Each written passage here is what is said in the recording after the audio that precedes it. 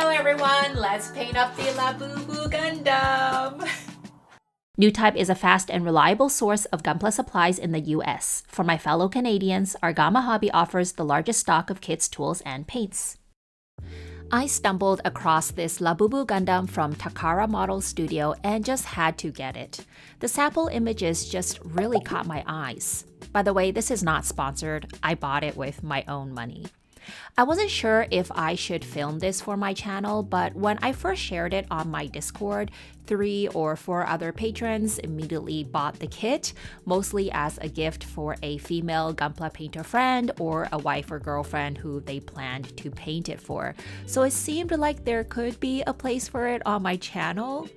The first time I had seen a Labubu, it was their collaboration with MAK, a fellow Gunpla studio member showed me. I didn't even know what Labubu was at the time, but really wanted one, though I found them a bit pricey. This was my first time working with a kit from a resin printer rather than casted resin.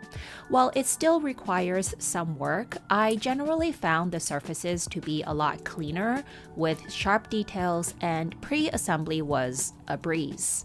Most good quality resin cast kits use a resin that's strong and flexible. Usually parts are thick and can bend a bit without breaking. This resin printed kit uses a resin that's quite hard and brittle, so a part of this chest broke when I tried to disassemble the tight-fitting neck piece. There's a little bit of a bubble or holes in here that would need to get filled up. When you have tight parts like this, you really want to make sure that you fix it, either by thinning it down or bending it back, because that's going to chip the paint here. It's worth investing in some higher grits if you work with resin. Here I've got a set of 100 to 300 sanding sticks for heavier duty sanding. However, for regular surface sanding, 400 works for both resin and plastic. I do some preliminary cleanup work and test fitting first. I ended up completely cutting off the peg to assemble the helmet and used magnets instead. Because it was the face, I wanted to make sure it wouldn't scratch. There's also a lot of things attached to the head, and you don't want to have to struggle with a part like this during final assembly. Considering the big helmet, this kid stood up and held the weight surprisingly well. I didn't need to make any extra joint adjustments, so big plus. As I continue to work on the kit, I'd like to share some very exciting news. I've finally hired an editor for my channel. Did you know that aside from the last Q&A video, I've edited every single video on this channel for the last 6 years? Lately though, I've been feeling very restricted in the way that editing takes time away from my builds, and as the channel has been growing, I decided to finally invest in an editor for us, and am super excited about being able to provide even more and better content to everyone. I don't want to put too much pressure on him, so I'll share more about my new editor later. This is his first video, and I've edited bits here and there. To make things easier for him, I decided to have him edit this video in the exact chronological order I filmed it. Normally in videos, I'd batch all the stages so it's easier to follow, but you'll see I did a rough test fit first and then went back to fix a few more things. For example, I drilled a wire through the entire body because there was a big hollow space in the kit. This isn't totally necessary, but I like to be safe than sorry. A beautifully painted kit is useless if it can't stand straight. I also tried to be lazy and used some black glue to fix the dent in the chest because I didn't have any putty on hand. It ended up being too runny and I decided to buy some putty. I now get on to surface prep. It's been a really long time since I built a resin kit, so I forgot to panel line first. You generally want to scribe or rescribe panel lines first so you can clean up any scratches during the sanding stage. The reason I mention all of these little mess ups and experiments is I always want to remind you that everyone makes mistakes and to remember that when you watch highly edited YouTube videos. You'll notice I use a variety of sanding tools. Folded up sandpaper for hard to reach areas, sponges for round parts, and sticks for flat surfaces. I am also sanding over a wet wipe to catch dust because it's easy and disposable, but a wet towel would be a good option too.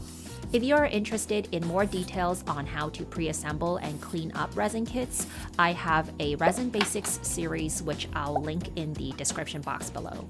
I wash the kit with some dental cleansing tablets and get them ready for painting. Before we continue, let's quickly unbox my recent haul from Argama Hobby, my amazing sponsors where I get my kits, tools, and paints. Okie dokie. Sometimes I forget what I ordered. Some so well packaged. Woohoo. I did also get the MG Vidar from Argama Hobby. They so kindly sent it to me. I just get distracted so easily, but I really do want to paint this. I am kind of obsessed with small Gunpla, okay? I got another set of the artifacts. Set 1. I want to paint these maybe Warhammer style. I don't really know. Originally, I wanted to paint them like really new out of factory look, but I always do that with my Gunpla. I don't know. I'm still undecided, but I really want to collect all of the artifacts. So I got more. Spray can top coat. I might do something like a no airbrush challenge. And oh my god, it's so tiny and cute. I treated myself to a mini God hand pin vise. It's for the really small drill bits, including like my little Warhammer mini, which I painted. And I haven't shown this really anywhere yet. You know, they have these little gun barrels, which I wanted to drill. And all of the pin vices we've had, let me show you, they all break down eventually and they don't last more than a year. So I decided to invest in a God hand one and see if it lasts a little longer. And I would be using these super tiny drill bits with it. There are electric ones, but I'm a little old school and I want to just do the little drilly drill with my hands. I just got a glaze. Because I've been painting Warhammer, I needed some terrain. These 3 here. An asphalt, dark earth, light and dry crackle effect. I thought maybe I can use it for light crackle effect of skin. I'm kind of thinking about maybe doing like a grim darky kind of paint scheme. Here's the paint for my Labubu Gundam, which is like the main point of this video. And I've just been talking about Warhammer the whole time. So I just got a flesh paint for the skin of my Labubu and a really cheap Tamiya brush for some dry brushing. I forgot to share what my favorite one from here would be. We've got the Rick Diaz EXS Gundam, High V Gundam, the Nightingale, and the Biellard Gundam. I'm not familiar with this. It looks cool. It's like one of those funky Xeon designs. And obviously for me, I love the Nightingale. I've painted an SD Resin Nightingale before, and this is my favorite one in here, but I like really any of these other 3s. This is cool too. I'm just not familiar with it. So, and thank you again so much to Argama Hobby for your support. And the new set is gonna go here with my oldest set. Yay! And some old Warhammer minis that Cookie and I have painted before. Hee hee. The first stage of surfacer is mostly for flaw detection, and most of it will be sanded off. It's actually better to use a darker and a slightly higher grit surfacer, something like a 500 to help you fill in small scratches, but lacquer surfacer is hard to come by in Canada, so I really just use whatever is cheap and available. And all done. Before surfacer, the parts looked quite clean, but after surfacer, you can see these kinds of print lines. This that goes all around. There's a little bit of the print line here as well. Another pretty good example, like these dots here are in quite hard to reach places, and we've got quite scratchy lines here.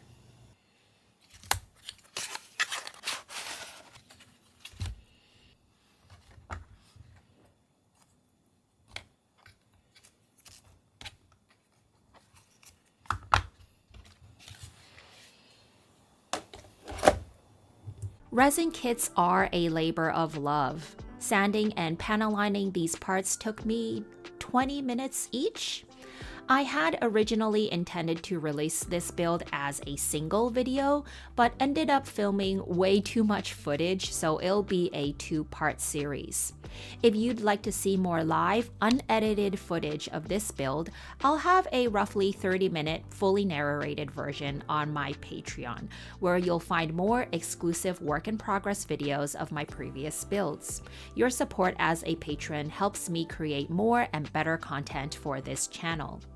I finally found a weekend to buy some Tamiya putty and fill in some holes. Light gray putty on top of gray surfacer is hard to see, but again, it's cheap and available. We used to use a 3M red putty that was a lot easier to see. Here's an example of why it's important to rescribe or scribe new panel lines. So you'll see here, this doesn't have a panel line here, but I wanted to separate off this part as gray just to give it some color differentiation. So what I've done is scribe a new panel line here. Only here, I didn't go all the way around. I do the same on this part, starting off by smoothing out that little bump from the perpendicular panel line, which could make my liner slip. I continue to take extra care while I scribe and slow down whenever I pass that little dent.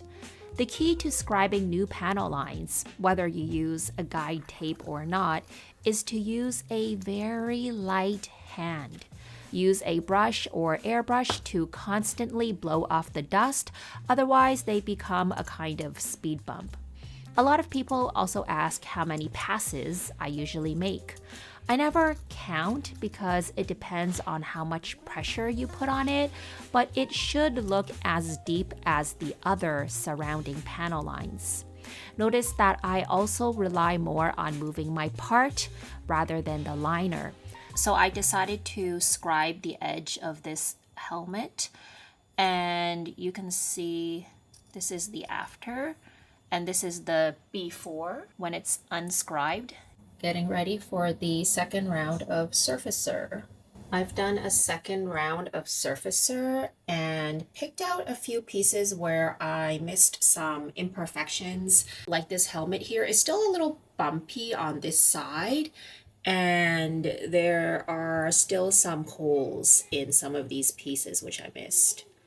I've done some final bits of cleanup, and I'm going to spot spray the surfacer on those parts only.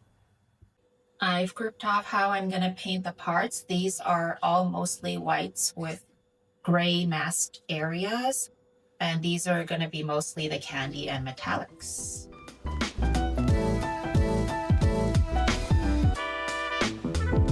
If you enjoyed the video, the easiest way for you to support the channel is to become a subscriber. I'd also like to extend a huge thank you to my amazing Patreon supporters who receive special perks like real-time extended versions of my work-in-progress videos and access to my private Discord server where you can chat with me and fellow Gunpla hobbyists. See you in the next video.